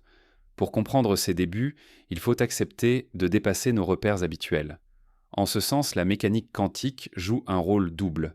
Elle explique certains phénomènes microscopiques observables et elle ouvre une voie spéculative vers ce qui pourrait avoir précédé le Big Bang. Mais elle ne répond pas encore à toutes les questions. Elle éclaire des aspects du problème, tout en laissant d'autres dans l'ombre. Elle montre que l'univers pourrait avoir émergé d'une fluctuation du vide, mais elle ne dit pas pourquoi ce vide existe, ni pourquoi les lois de la physique prennent la forme qu'elles ont. La mécanique quantique ne met donc pas fin au mystère. Elle l'approfondit en offrant un nouveau cadre pour penser ce qui semblait impensable. Elle révèle que l'origine de l'univers pourrait ne pas être une explosion inexplicable, mais le résultat d'une probabilité réalisée. Elle suggère que ce que nous appelons rien est en réalité un champ d'énergie actif, riche en possibilités. Et elle nous pousse à aller encore plus loin, vers des hypothèses qui, bien que spéculatives, tentent de donner un sens à la rapidité fulgurante de l'expansion initiale. C'est ainsi que naît une autre idée, encore plus audacieuse, celle d'une phase d'inflation, une expansion exponentielle qui aurait façonné l'univers dès ses premières fractions de seconde. Lorsque les scientifiques se penchent sur les premières fractions de seconde qui ont suivi le Big Bang, ils rencontrent plusieurs énigmes que le modèle standard de la cosmologie peine à expliquer. Parmi elles, la question de l'homogénéité de l'univers est l'une des plus frappantes. Partout où l'on observe, dans toutes les directions, le cosmos présente quasiment les mêmes caractéristiques. La température du rayonnement fossile est presque uniforme à une échelle stupéfiante, alors même que des régions éloignées de l'espace n'auraient pas eu le temps de communiquer entre elles. Comment expliquer une telle uniformité si l'univers n'a pas connu un mécanisme capable de lisser ces irrégularités ? C'est ici qu'intervient l'idée de l'inflation cosmique. Cette théorie propose qu'au cours d'un intervalle incroyablement bref, l'univers a connu une phase d'expansion exponentielle. Dans ce laps de temps minuscule, l'espace s'est dilaté d'un facteur gigantesque, bien au-delà de ce que nous pouvons concevoir à l'échelle humaine. Ce scénario, imaginé dans les années 1980, permet d'expliquer plusieurs aspects mystérieux de l'univers. D'abord, il rend compte de son homogénéité. Si toutes les régions observables étaient autrefois proches les unes des autres avant de s'étendre, elles auraient pu échanger de l'information et atteindre un équilibre avant que l'inflation ne les éloigne. L'inflation explique également pourquoi l'univers paraît si plat. Dans notre vocabulaire quotidien, la platitude évoque une surface lisse. En cosmologie, cela signifie que la géométrie de l'espace n'est ni fortement courbée vers l'intérieur ni vers l'extérieur, mais très proche d'une structure neutre. Sans mécanisme particulier, il serait extrêmement improbable que l'univers présente cette caractéristique avec une telle précision. L'inflation résout ce problème en étirant l'espace de façon si rapide que toute courbure initiale devient imperceptible, exactement comme une petite portion de ballon devient presque plate lorsqu'on le gonfle fortement. Un autre avantage de l'inflation est qu'elle fournit une explication à la formation des structures cosmiques. Les fluctuations quantiques présentes avant ou pendant l'inflation auraient été amplifiées par cette expansion démesurée. Ces irrégularités minuscules, issues du monde quantique, sont devenues les graines des galaxies et des amas de galaxies que nous voyons aujourd'hui. Ainsi, une théorie née pour résoudre des problèmes abstraits s'avère aussi capable d'expliquer l'organisation concrète de l'univers à grande échelle. Ce scénario est séduisant, mais il reste difficile à tester directement. L'inflation s'est produite à un moment si précoce que les signaux qu'elle aurait laissés sont extrêmement ténus. Pourtant, les cosmologistes ont cherché des indices précis. L'un des plus prometteurs est la signature que l'inflation pourrait avoir imprimée dans la polarisation du rayonnement fossile. En effet, si des ondes gravitationnelles primordiales ont été générées pendant cette phase, elles auraient en laissé une trace subtile dans la lumière la plus ancienne de l'univers. Plusieurs expériences au sol et dans l'espace ont tenté de détecter ce signal, mais les résultats restent incertains et controversés. Malgré ces incertitudes, la théorie de l'inflation a profondément marqué la cosmologie. Elle était devenue un cadre de référence incontournable, utilisé dans la plupart des modèles actuels. Elle n'est peut-être pas la réponse définitive, mais elle constitue une étape décisive pour penser les premiers instants. Elle démontre qu'une idée théorique, née pour résoudre des paradoxes, peut transformer notre compréhension globale du cosmos. L'inflation soulève cependant de nouvelles questions. Si elle a eu lieu, qu'est-ce qui l'a déclenchée ? Quelle que la nature de l'énergie responsable de cette expansion fulgurante ? Était-ce une propriété fondamentale de l'espace lui-même ou une manifestation temporaire d'un champ encore inconnu ? Ces interrogations montrent que l'inflation, loin de clore le débat, ouvre un champ entier de recherche. Certains modèles proposent même que l'inflation ne soit pas un événement unique, mais un processus récurrent. Dans cette vision, des bulles d'univers apparaissent sans cesse, chacune issue de son propre épisode inflationnaire. Notre univers ne serait alors qu'une bulle parmi d'autres dans un multivers beaucoup plus vaste. Cette perspective est fascinante mais vertigineuse. Elle implique que ce que nous appelons le Big Bang n'est pas une création absolue, mais simplement le début local de notre propre bulle cosmique. D'autres bulles existeraient, inaccessibles, avec leurs propres lois physiques. Certaines pourraient en ressembler aux nôtres, d'autres être radicalement différentes. Cette idée transforme la question de l'origine. Il ne s'agirait plus de demander pourquoi l'univers existe, mais pourquoi nous existons dans cet univers précis. L'inflation, en ce sens, illustre parfaitement le caractère évolutif de la science. Une théorie naît pour résoudre un problème particulier, puis elle engendre de nouvelles hypothèses encore plus audacieuses. Elle ne ferme pas les portes, elle en ouvre de nouvelles. C'est ainsi que la recherche progresse en passant de réponses partielles à des questions plus profondes. L'inflation n'est pas la fin de l'histoire, mais un chapitre crucial qui relie la mécanique quantique à la cosmologie. Pour le grand public, l'idée d'une expansion aussi fulgurante peut sembler abstraite, presque inconcevable. Pourtant, elle est au cœur des discussions scientifiques les plus sérieuses. Elle démontre que l'univers tel que nous le voyons aujourd'hui ne peut pas être compris sans prendre en compte des processus extrêmes qui échappent à notre intuition. Elle nous rappelle que la réalité cosmique dépasse de loin notre expérience quotidienne et qu'il faut accepter de penser l'impensable pour approcher la vérité. L'inflation, si elle était correcte, a façonné chaque aspect de l'univers que nous observons. Elle a déterminé sa géométrie, sa répartition de matière et même la possibilité de l'existence de la vie. Elle a transformé des fluctuations invisibles en galaxies, des irrégularités quantiques en structures cosmiques. Et elle continue d'alimenter les débats, car elle laisse ouverte la possibilité d'autres univers au-delà du nôtre. Mais une question se profile aussitôt. Si notre univers est peut-être une bulle issue de l'inflation, comment comprendre la possibilité de multiples bulles, chacune avec son propre destin? C'est là qu'apparaît l'hypothèse audacieuse de l'univers bulle. Parler d'un univers bulle, c'est franchir une étape supplémentaire dans l'exploration des origines cosmiques. Si la théorie de l'inflation propose que notre univers a connu une expansion fulgurante à ses débuts, certains modèles avancent qu'il ne serait pas unique. Chaque épisode inflationnaire pourrait donner naissance à une bulle d'espace-temps, indépendante des autres, comme des sphères se formant dans une mousse infinie. Dans ce cadre, notre cosmos observable ne serait qu'une région locale, séparée de nombreuses autres bulles dont nous ne pouvons rien percevoir directement. L'idée n'est pas seulement une spéculation philosophique. Elle découle de la logique interne de certaines théories physiques. Lorsque l'on conçoit l'inflation comme un processus auto-entretenu, il devient naturel d'imaginer qu'elle n'a pas cessé partout en même temps. Dans certaines zones, l'espace a continué de gonfler, tandis que dans d'autres, il s'est arrêté, formant ainsi des univers distincts. Chaque bulle correspondrait alors à un univers ayant ses propres propriétés, ses propres constantes fondamentales, parfois proches des nôtres, parfois radicalement différentes. Cette vision bouleverse notre conception de l'unicité. Pendant longtemps, le mot univers signifiait tout ce qui existe, le cadre absolu englobant toute chose. Mais si cette hypothèse est correcte, notre univers ne serait qu'un élément parmi d'autres, une fraction d'une réalité beaucoup plus vaste que nous ne pouvons ni explorer ni visualiser. Ce glissement conceptuel est difficile à accepter, car il remet en cause l'idée même de totalité.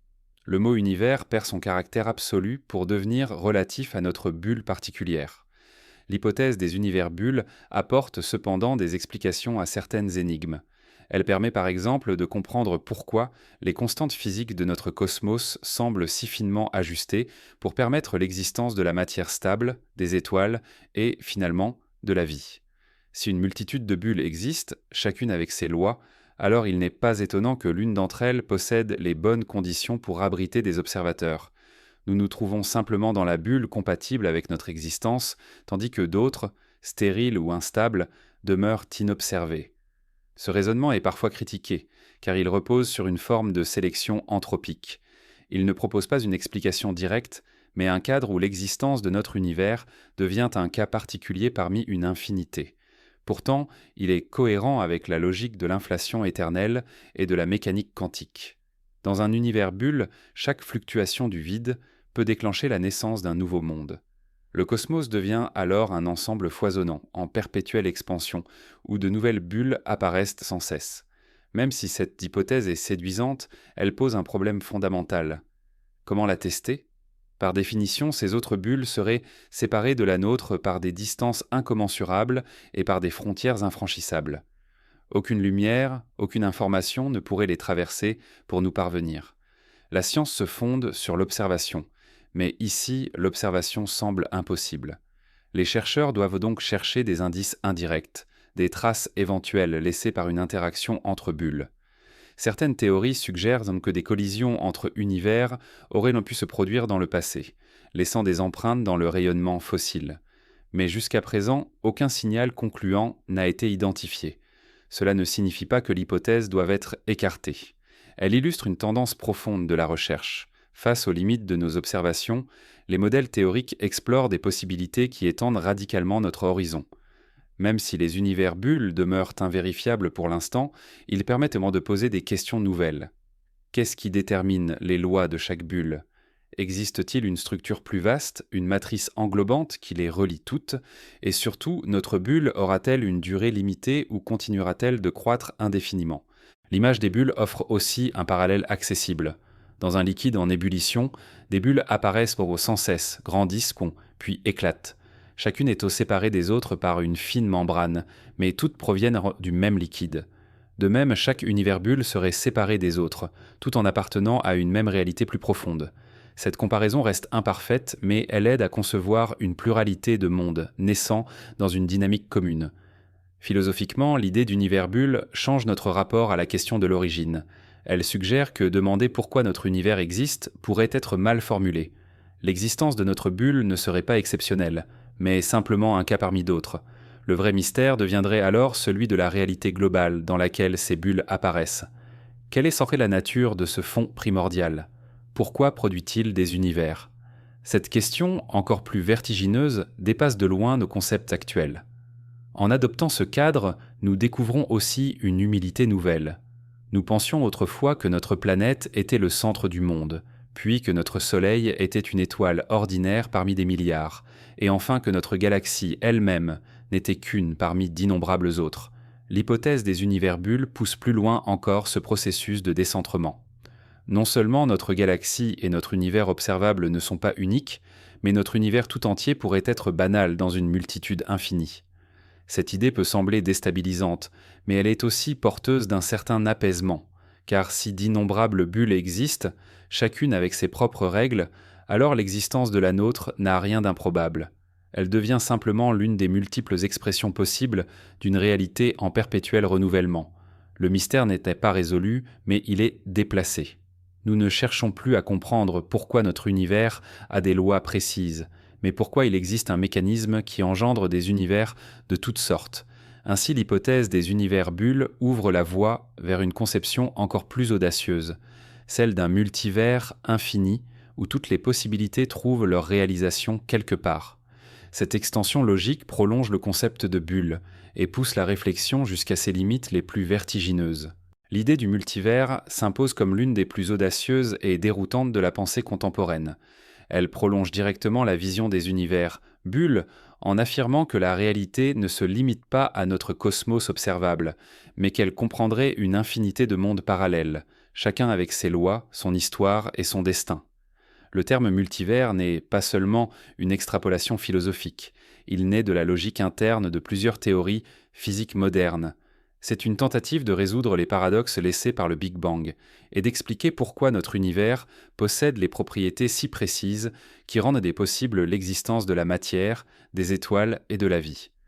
L'une des motivations principales derrière cette idée est le problème de l'ajustement des constantes fondamentales. Dans notre univers, les valeurs qui gouvernent les interactions entre particules semblent incroyablement bien calibrées. Une variation infime de certaines d'entre elles rendrait impossible la formation des atomes ou l'allumage des étoiles.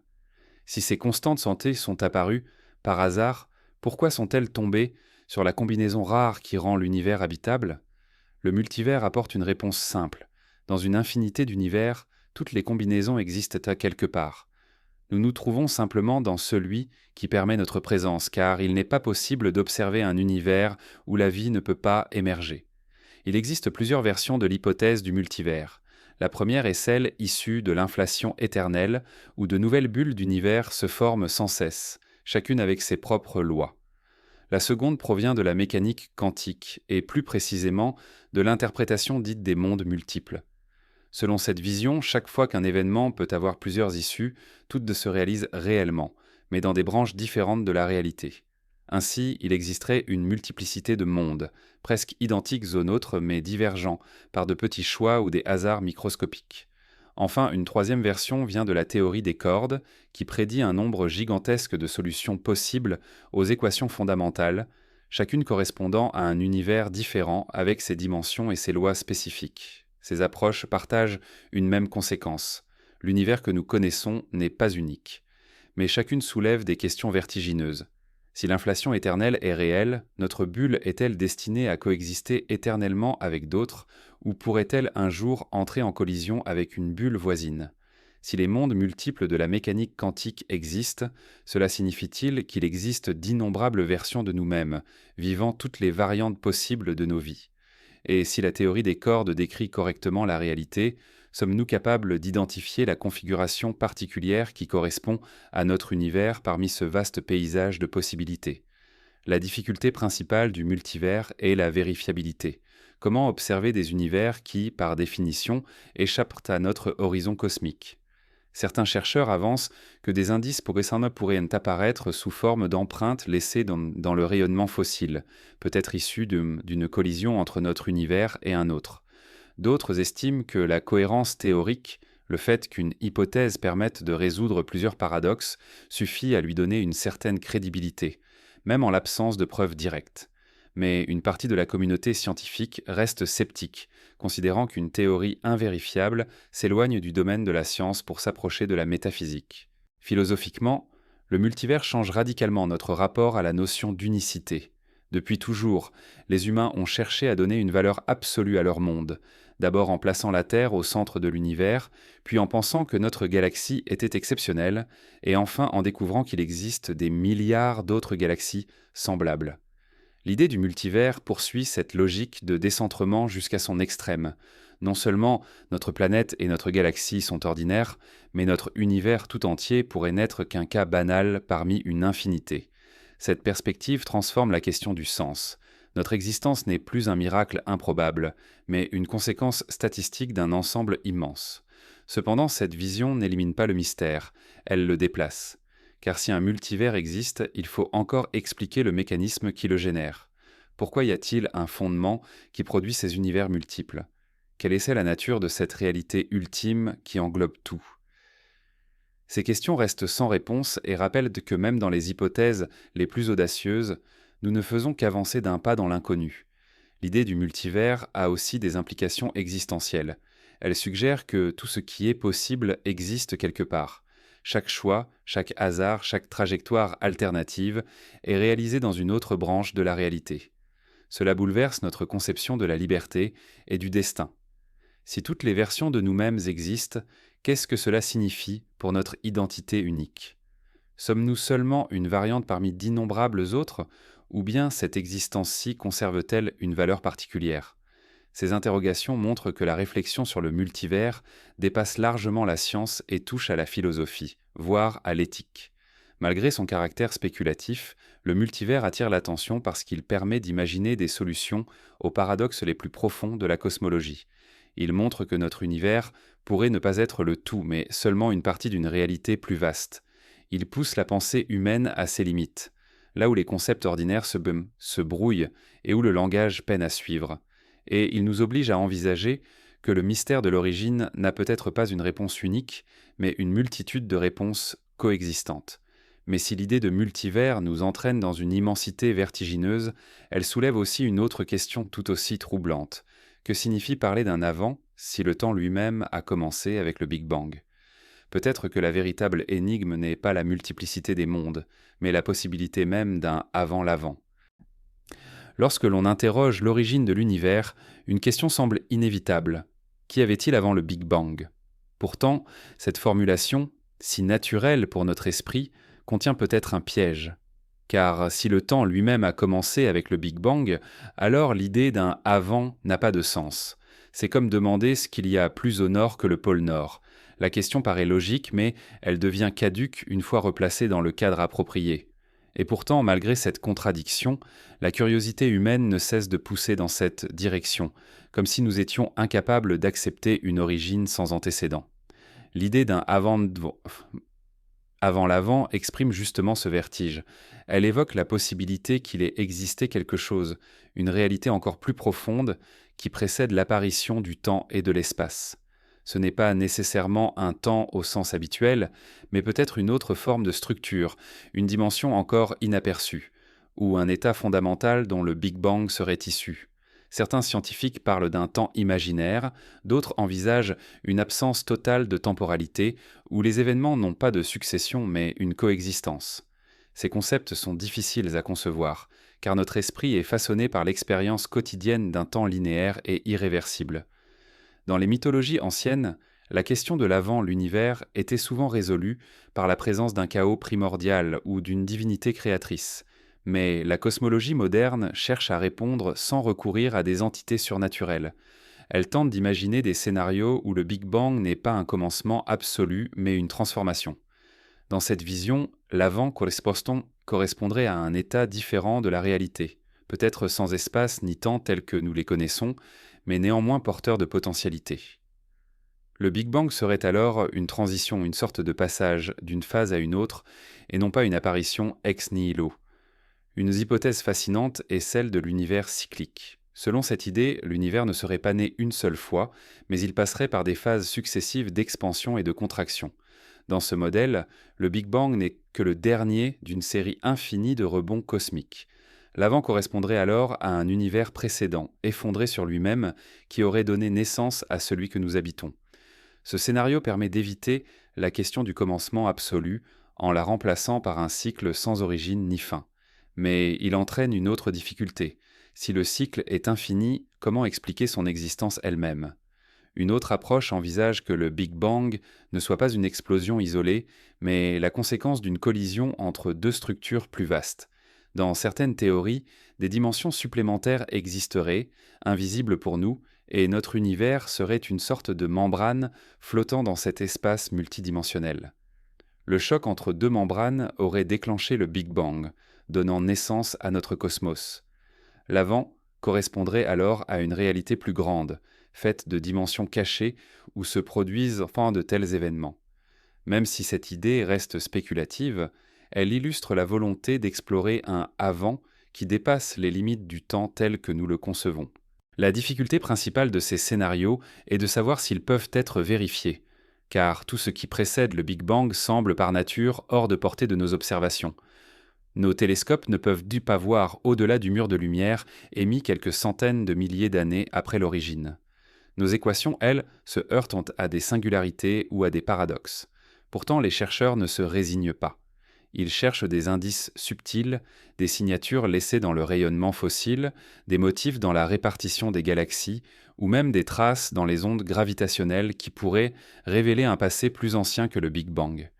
Mais il est aussi possible que la question de l'avant soit elle-même mal posée. Peut-être que le temps n'est pas une dimension éternelle, mais une propriété émergente, apparue avec l'univers. Dans ce cas, il n'y a littéralement pas d'avant à chercher. Cette idée est troublante car elle contredit notre intuition la plus fondamentale, celle d'un temps qui s'écoule sans commencement ni fin. Mais elle est cohérente avec certaines approches théoriques qui considèrent que le temps pourrait être le résultat d'interactions complexes plutôt qu'un cadre absolu. Penser l'avant revient donc à explorer la limite de nos concepts. C'est une entreprise qui mêle la science et la philosophie, car elle nous confronte à des notions qui échappent à notre expérience. Elle nous oblige à accepter que nos catégories habituelles, avant, après, cause, effet, ne s'appliquent peut-être pas aux origines ultimes. Elle nous invite à inventer de nouvelles façons de penser la réalité au-delà du langage ordinaire. Pourtant, même si cette quête semble insaisissable, elle a une valeur immense. Elle stimule la recherche, pousse les théoriciens à imaginer des modèles audacieux, incite les expérimentateurs à concevoir des instruments toujours plus sensibles. Elle nourrit aussi notre réflexion existentielle. Si le temps lui-même a commencé avec le Big Bang, alors notre univers est d'autant plus précieux, car il contient le tissu même dans lequel notre existence est possible. Ainsi, l'idée d'un avant-l'avant ne fournit pas encore de réponse définitive, mais elle ouvre un champ immense d'interrogations. Elle rappelle que la science n'avance pas seulement en accumulant des faits, mais aussi en posant des questions qui semblent impossibles. Et elle conduit naturellement vers une autre piste, celle de la gravité quantique, qui tente d'unifier les visions contradictoires de la relativité et de la mécanique quantique pour franchir ce mur conceptuel. Lorsque la relativité générale et la mécanique quantique sont confrontées au moment de l'origine, elles se contredisent. La relativité décrit l'espace-temps comme une structure continue modelée par la matière et l'énergie. La mécanique quantique, au contraire, dépeint un monde où les événements surgissent de probabilités, où les champs fluctuent et où rien n'est vraiment stable. Ces deux visions fonctionnent remarquablement bien dans leurs domaines respectifs, mais elles se brisent lorsqu'on les applique ensemble, par exemple dans le cas du Big Bang ou au cœur d'un trou noir. C'est là qu'émerge la quête de la gravité quantique, une théorie capable de réconcilier ces deux piliers et de décrire la réalité aux échelles extrêmes. Cette quête est née d'une nécessité. Si l'univers était concentré dans un état extrêmement dense et minuscule au moment du Big Bang, alors les effets quantiques devaient en y jouer un rôle essentiel. Or, la relativité seule prédit des infinis et des singularités, signe d'un échec conceptuel. La gravité quantique vise à dépasser ces paradoxes, en offrant une description où l'espace et le temps ne seraient plus continus, mais construits à partir d'éléments fondamentaux. Dans ce cadre, la singularité pourrait disparaître et laisser place à une image plus cohérente de l'origine. Plusieurs approches tentent de bâtir cette théorie. L'une des plus connues est la théorie des cordes. Elle propose que les particules élémentaires ne sont pas des points sans dimension, mais de minuscules cordes vibrantes. Ces cordes pourraient exister dans un espace comportant plus de dimensions que celles que nous percevons, ce qui ouvre la possibilité d'expliquer de nombreux phénomènes restés obscurs. Dans cette vision, la gravité elle-même trouverait sa place parmi les autres interactions fondamentales, unifiées dans un cadre commun. Une autre approche, appelée gravité quantique à boucle, adopte une stratégie différente. Elle imagine que l'espace-temps est formé de structures discrètes, comme un tissu fait de grains minuscules. À très petite échelle, l'espace et le temps ne sont pas continus, mais composés de quanta. Cette granularité permet d'éviter les singularités. Au lieu de s'effondrer en un point d'infinie densité, l'univers pourrait rebondir, passant d'une phase de contraction à une phase d'expansion. Le Big Bang deviendrait alors un Big Bounce, un rebond cosmique dans une dynamique plus large. Ces théories, bien que différentes, partagent une idée commune. L'espace et le temps eux-mêmes ne seraient pas fondamentaux. Ils émergeraient tantôt de structures plus profondes, encore invisibles pour nos instruments. Dans ce cadre, la question de l'avant le Big Bang prend une nouvelle dimension. Si le temps n'existe pas de manière absolue, mais seulement comme une propriété émergente, alors l'avant peut correspondre à un état où cette propriété n'était pas encore définie. Ce n'est pas un avant dans le sens habituel, mais un autre type de réalité, inaccessible à nos intuitions ordinaires. La gravité quantique ne se limite pas à un exercice théorique, elle a aussi des implications pour l'observation. Par exemple, si l'univers a connu un rebond plutôt qu'une singularité, ce processus pourrait avoir laissé des traces dans le rayonnement fossile ou dans la répartition de la matière à grande échelle. Les cosmologistes cherchent ces indices avec des instruments de plus en plus sophistiqués, scrutant le ciel pour détecter d'infimes anomalies. Chaque observation devient un test potentiel pour départager les modèles. Cependant, la gravité quantique reste une entreprise inachevée. Aucune de ces versions n'a encore produit de prédictions confirmées de manière irréfutable. Cela ne signifie pas qu'elle soit vaine, mais qu'elle se situe à la frontière de ce que nous pouvons explorer aujourd'hui. Les énergies nécessaires pour tester directement ces théories sont bien au-delà de ce que les accélérateurs actuels peuvent en produire. Les chercheurs doivent donc redoubler d'ingéniosité pour trouver des moyens indirects d'éprouver leurs hypothèses. Philosophiquement, la gravité quantique représente une révolution encore plus profonde que celle d'Einstein. Elle ne se contente pas de modifier notre vision de la gravité, elle redéfinit la notion même de réalité. Elle suggère que ce que nous appelons espace et temps n'est peut-être qu'une approximation utile à notre échelle, mais pas la vérité ultime. Elle nous force à admettre que notre expérience intuitive est une illusion pratique, derrière laquelle se cache une structure radicalement différente. Cette démarche rappelle que chaque grande avancée scientifique a commencé par un renversement conceptuel. La Terre n'était pas au centre de l'univers, les espèces n'étaient pas figées, la matière n'était pas continue mais faite d'atomes. La gravité quantique poursuit ce mouvement en nous disant que même l'espace et le temps, ces évidences absolues, ne sont peut-être pas fondamentaux.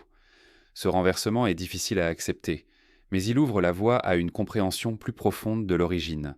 L'intérêt de cette approche est qu'elle pourrait réconcilier les visions contradictoires qui dominent aujourd'hui. La relativité explique le cosmos à grande échelle. La mécanique quantique décrit l'infiniment petit, mais entre les deux, un vide conceptuel persiste. La gravité quantique aspire à combler ce vide en offrant une théorie capable de tout unifier. Si elle réussit, elle fournirait le cadre le plus complet jamais conçu pour comprendre la naissance de l'univers. Pour l'instant, nous n'en sommes qu'au stade des conjectures, mais déjà la gravité quantique change notre manière de poser les questions. Elle nous invite à cesser de chercher un avant absolu et à penser en termes de transition, de structures émergentes, de cycles ou de rebonds. Elle transforme le mystère du Big Bang en une étape dans une histoire plus vaste, où notre univers n'est qu'une manifestation particulière d'une réalité encore plus profonde, et cette recherche ouvre naturellement vers une hypothèse encore plus audacieuse, car si les cordes ou les boucles révèlent que l'espace et le temps ne sont pas fondamentaux, alors peut-être faut-il envisager que notre univers soit issu de dimensions cachées ou de collisions cosmiques. C'est là qu'intervient la vision des cordes et des brânes, qui pousse encore plus loin l'imagination scientifique. Dans la quête d'une théorie ultime qui unifie les lois de la nature, la théorie des cordes occupe une place particulière. Elle propose une idée simple mais révolutionnaire. Les particules que nous considérons comme les briques fondamentales de la matière ne seraient pas des points sans dimension, mais de minuscules cordes vibrantes. Chaque type de vibration correspondrait à une particule différente, comme une corde de violon qui produit une note selon la manière dont elle résonne. Cette vision transforme notre compréhension du monde microscopique et ouvre une voie nouvelle pour expliquer à la fois les forces de la nature et l'origine du cosmos. L'un des aspects les plus déroutants de cette théorie est qu'elle nécessite des dimensions supplémentaires. Alors que notre expérience se limite à 3 dimensions d'espace et une de temps, la théorie des cordes suggère que l'univers comporte bien plus de dimensions, repliées sur elles-mêmes à des échelles imperceptibles. Ces dimensions cachées pourraient expliquer pourquoi certaines forces apparaissent faibles par rapport à d'autres, ou pourquoi les constantes de la physique prennent les valeurs que nous observons. Elles offriraient un cadre où toutes les interactions fondamentales, y compris la gravité, trouvent leur place dans une description unique. De cette idée est née une extension encore plus audacieuse, la théorie des brânes. Une brane est une entité multidimensionnelle qui peut exister dans cet espace élargi. Selon certains modèles, notre univers observable pourrait lui-même être une brane, flottant dans un espace plus vaste appelé le bulk. Dans ce scénario, nous ne percevons que ce qui se passe à l'intérieur de notre brane, tandis que d'autres branes pourraient exister à proximité, invisibles pour nous.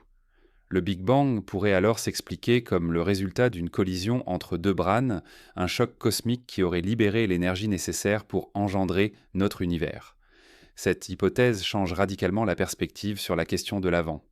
Si le Big Bang résulte d'une interaction entre branes, alors il n'est pas un commencement absolu, mais un événement inscrit dans une dynamique plus vaste.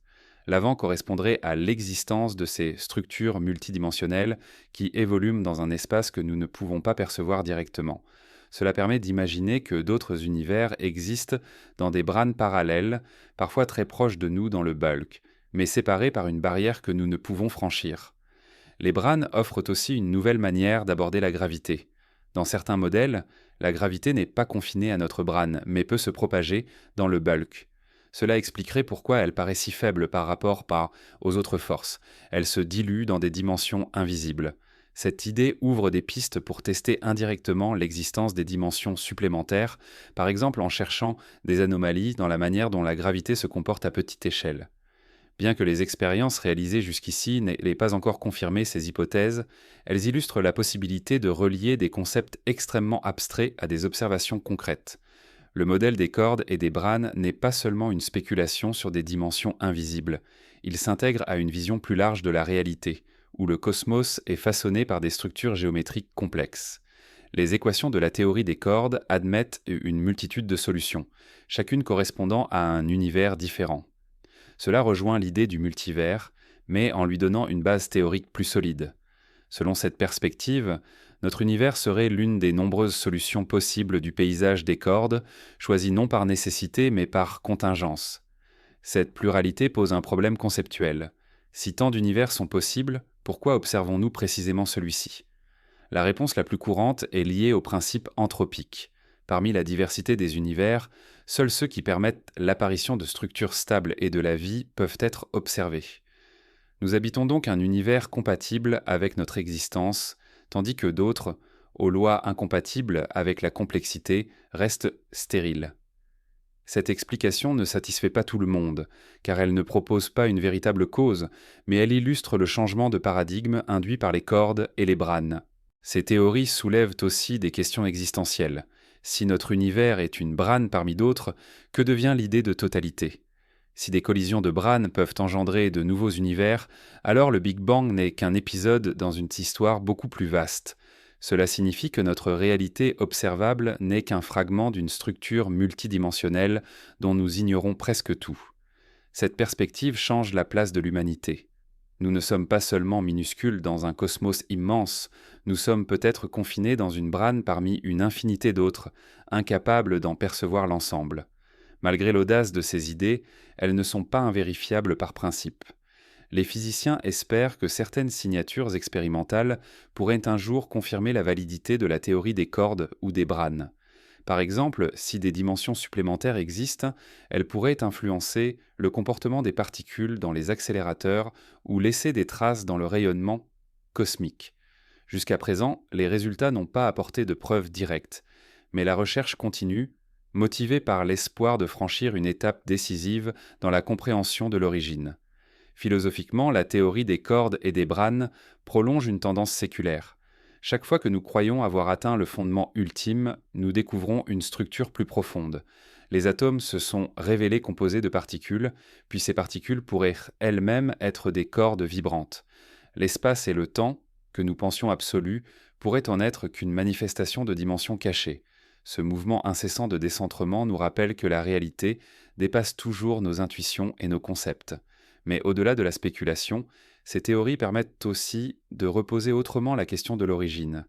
Si le Big Bang était le résultat d'un choc entre branes ou d'une dynamique du paysage des cordes, alors il n'est pas un commencement ex nihilo, mais un événement inscrit dans une structure préexistante. Cela ne résout pas le mystère ultime. Pourquoi existe-t-il des cordes et des branes plutôt que rien? Les dansons, mais cela offre un cadre cohérent pour penser ce qui s'est passé à l'instant zéro. En explorant ces pistes, la science se rapproche d'une vision où l'univers n'est plus conçu comme une création isolée, mais comme une transformation inscrite dans une réalité multidimensionnelle. Et cette idée conduit naturellement à une autre hypothèse fascinante, celle des cycles cosmiques où l'univers naît, se transforme et renaît dans une succession sans fin. Lorsque nous pensons au Big Bang comme à un commencement absolu, il semble naturel de supposer qu'il existe un moment unique où l'univers est né. Mais certaines théories modernes proposent une autre image, radicalement différente. L'univers ne serait pas une création unique, mais un phénomène cyclique. Il aurait connu des phases d'expansion et de contraction successives, dans un rythme qui pourrait s'étendre indéfiniment. Dans ce cadre, le Big Bang n'est plus un point de départ isolé, mais une étape dans une histoire bien plus longue, où l'univers se renouvelle sans cesse. Cette idée des cycles cosmiques n'est pas entièrement nouvelle. Elle trouve des échos dans plusieurs traditions philosophiques et religieuses anciennes qui imaginaient déjà un univers rythmé par des phases de création et de destruction. Mais la cosmologie contemporaine lui donne une nouvelle légitimité scientifique, en cherchant à résoudre certains paradoxes du modèle standard. Par exemple, la question de la singularité initiale, où la relativité générale prédit une densité infinie, peut être évitée si le Big Bang n'était pas une origine absolue, mais un rebond après une contraction. Dans un scénario cyclique, l'univers aurait d'abord connu une phase d'expansion, semblable à celle que nous observons actuellement. Après des milliards d'années, cette expansion aurait ralenti, puis inversé sa course sous l'effet de la gravité, entraînant un effondrement progressif. L'univers serait alors passé par une phase de contraction, ou Big Crunch, qui l'aurait ramené vers un état extrêmement dense. Au lieu de s'éteindre définitivement, cet état aurait donné naissance à une nouvelle phase d'expansion, un nouveau Big Bang. Ainsi, chaque cycle engendrerait le suivant dans une succession potentiellement infinie. Ce scénario a plusieurs attraits. D'abord, il élimine la difficulté d'un commencement absolu. Si l'univers est cyclique, il n'y a pas besoin de chercher une première cause. Chaque cycle succède à un autre et le cosmos n'a pas de véritable origine. Ensuite, il explique la possibilité d'un univers en équilibre à long terme. Les phases d'expansion et de contraction s'équilibrent dans un rythme éternel. Enfin, il donne un sens à l'idée d'éternité cosmique, non pas comme un temps linéaire infini, mais comme une succession de renaissances. Cependant, cette hypothèse rencontre aussi de nombreux défis. L'un d'eux concerne l'entropie, c'est-à-dire la tendance naturelle des systèmes à évoluer vers un désordre croissant. Si chaque cycle produit plus de désordre que le précédent, comment expliquer que l'univers puisse se répéter indéfiniment? Certains modèles suggèrent que lors du rebond, l'entropie serait réinitialisée d'une manière encore mal comprise, permettant de redémarrer un nouveau cycle dans des conditions fraîches. Cette question reste au cœur des débats, car elle détermine la viabilité même de l'idée cyclique. D'autres versions modernes des cycles cosmiques ne reposent pas sur un simple va-et-vient de l'univers entier, mais sur des mécanismes liés à la physique des brânes. Dans ces modèles, notre univers serait une brane qui entrerait périodiquement en collision avec une autre brane parallèle. Chaque collision donnerait lieu à un nouveau Big Bang, relançant le cycle. Cette vision permet de concilier l'idée d'un univers cyclique avec les hypothèses issues de la théorie des cordes, tout en proposant une explication possible à la régularité observée dans notre cosmos. L'idée des cycles transforme aussi la question de l'avant. Si chaque univers succède à un autre, alors l'avant du Big Bang correspond simplement au cycle précédent. Il n'y a plus de mystère d'un commencement absolu, mais une chaîne sans fin d'univers qui se succèdent. Cela résout partiellement l'énigme du rien, car il n'y a jamais eu de néant total. Il y a toujours eu un univers, sous une forme ou une autre. Mais cela déplace aussi la question: pourquoi ce processus existe-t-il? Pourquoi ces cycles se produisent-ils, plutôt que rien? Au-delà de la science, la perspective des cycles cosmiques a une portée philosophique profonde. Elle invite à repenser notre place dans le temps. Dans un univers cyclique, chaque moment n'est pas un fragment isolé d'une histoire linéaire, mais une partie d'un mouvement plus vaste, qui se répète et se renouvelle. Cette idée, bien qu'abstraite, résonne avec certaines intuitions humaines sur la nature circulaire du temps présente dans de nombreuses grandes cultures. Elle transforme la perception de l'univers en une danse éternelle, où la fin et le commencement ne sont jamais absolus mais toujours relatifs. Pour les cosmologistes, tester l'hypothèse cyclique reste difficile, mais pas impossible. Certaines signatures pourraient en apparaître dans la structure fine du rayonnement fossile ou dans la répartition des galaxies à très grande échelle. Les chercheurs scrutent ces indices avec attention, espérant trouver des traces d'événements antérieurs au Big Bang. Jusqu'ici, aucune preuve concluante n'a été trouvée, mais l'exploration continue. Même si la confirmation reste incertaine, la possibilité des cycles stimule l'imagination et ouvre des pistes inédites pour comprendre l'origine. L'univers cyclique ne répond pas à toutes les questions, mais il offre une alternative puissante à l'idée d'un commencement absolu. Il rappelle que les grandes énigmes cosmologiques n'ont pas une seule réponse, mais une pluralité de scénarios. Chaque hypothèse éclaire un aspect du problème, sans forcément résoudre l'ensemble. L'image des cycles cosmiques est séduisante parce qu'elle offre une continuité, une histoire infinie où notre univers n'est qu'un épisode parmi d'autres.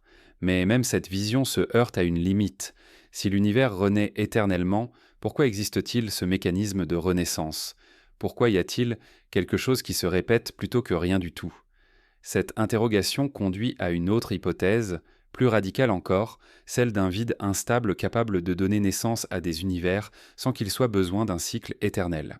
Lorsque les physiciens parlent du vide, ils ne décrivent pas un néant absolu. Au contraire, ils évoquent un état riche d'énergie, animé de fluctuations incessantes. Mais ce vide particulier n'est pas nécessairement stable. Dans certains modèles, il correspond à une sorte de plateau énergétique qui pourrait basculer vers un état plus bas. Ce processus, appelé transition de phase, pourrait avoir des conséquences cosmiques considérables. Dans un univers où le vide est instable, il suffit d'une fluctuation pour déclencher une transformation radicale, libérant une énergie capable de remodeler tout ce qui existe. L'idée d'un vide instable offre une perspective fascinante sur l'origine. Si notre univers est apparu à partir d'un tel état, alors le Big Bang pourrait être interprété comme une transition de ce vide vers un état plus stable. Au lieu de surgir ex nihilo, le cosmos serait né d'un basculement énergétique. Cette hypothèse élimine l'idée d'un néant absolu et remplace l'origine par une transformation. Elle est en continuité avec ce que l'on observe dans d'autres domaines de la physique, où les systèmes passent spontanément d'un état instable à un état stable en libérant de l'énergie. Pour rendre cette notion plus intuitive, on peut penser à une bille placée en équilibre précaire au sommet d'une colline. Tant qu'aucune perturbation n'intervient, la bille reste immobile, mais le moindre mouvement la fait basculer vers la vallée en contrebas. Le vide instable ressemble à ce sommet. Il semble calme, mais il recèle une énergie prête à se libérer. Le Big Bang serait l'instant où la bille a quitté son équilibre pour dévaler la pente, amorçant une nouvelle configuration de l'univers. Cette image transforme profondément notre manière de poser la question de l'origine. Plutôt que de demander pourquoi quelque chose est apparu à partir de rien, on pourrait dire que quelque chose a évolué à partir d'un état potentiel. Ce n'est plus une création mais une transition. Cette vision rend l'existence de l'univers moins mystérieuse, car elle s'inscrit dans un schéma que l'on connaît déjà. Les changements spontanés d'état. L'eau qui gèle ou qui bout passe d'une phase à une autre sans intervention extérieure. De la même façon, l'univers pourrait être passé d'un vide instable à une phase expansive. Mais cette hypothèse séduisante soulève aussi des inquiétudes. Car si le vide est instable, cela signifie qu'il pourrait, en théorie, basculer à nouveau. Dans ce cas, une nouvelle transition pourrait transformer radicalement la structure de notre univers, anéantissant tout ce qui existe pour laisser place à un autre état. Ce scénario, appelé parfois effondrement du vide, reste hautement spéculatif. Mais il rappelle que même ce que nous croyons permanent pourrait n'être qu'un état temporaire. Scientifiquement, l'idée de vide instable est étudiée à travers les propriétés des particules fondamentales. Les valeurs mesurées pour certaines d'entre elles suggèrent seulement que notre univers se trouve dans un état métastable, c'est-à-dire stable à notre échelle mais potentiellement instable sur des échelles de temps gigantesques. Si c'est le cas, alors l'univers n'est pas éternellement figé, mais il porte en lui la possibilité d'un basculement. Cette perspective est vertigineuse car elle relie la stabilité de notre cosmos à des paramètres microscopiques qui pourraient, un jour, provoquer une transformation radicale. Le vide instable n'est pas seulement une menace théorique, il peut aussi être vu comme une source de créativité cosmique. Si chaque transition de vide engendre un nouvel univers, alors la réalité serait un vaste théâtre où les univers naissent et disparaissent dans un cycle sans fin. Chacun correspondrait à une configuration particulière de lois physiques, dictée par l'état du vide qui le génère. Cette vision rejoint l'idée du multivers, mais en la fondant sur une dynamique précise, la succession des transitions de vide. Philosophiquement, l'hypothèse du vide instable pose une question encore plus radicale. Pourquoi existe-t-il un vide avec ses propriétés plutôt qu'un néant véritable ? Si le vide est déjà une structure complexe, dotée d'énergie et de potentialité, alors il n'est pas un rien, mais un quelque chose. Cela signifie que le mystère de l'origine n'est pas supprimé, seulement déplacé. Il ne s'agit plus de comprendre pourquoi il y a un univers, mais pourquoi il existe un vide susceptible de le produire. Cette réflexion nous ramène à nos limites conceptuelles. Le mot « rien » semble de moins en moins approprié pour décrire l'état antérieur au Big Bang. À mesure que la physique avance, le rien se transforme en vide quantique, puis en vide instable, puis en champ de possibilités. Ce glissement montre que notre langage est incapable de saisir directement la réalité, mais qu'il peut s'approcher de sa complexité par étapes successives. Chaque nouvelle hypothèse nous éloigne un peu plus de l'idée naïve du néant absolu. Dans la recherche actuelle, les scientifiques tentent de tester indirectement cette hypothèse. Ils examinent les propriétés des particules, cherchent des indices dans le rayonnement fossile et imaginent des scénarios où une transition de vide aurait laissé des traces dans la structure du cosmos. Rien de décisif n'a encore été découvert, mais chaque avancée rapproche d'une compréhension plus fine de ce que pourrait être l'origine. Le vide instable illustre la manière dont la science transforme les questions.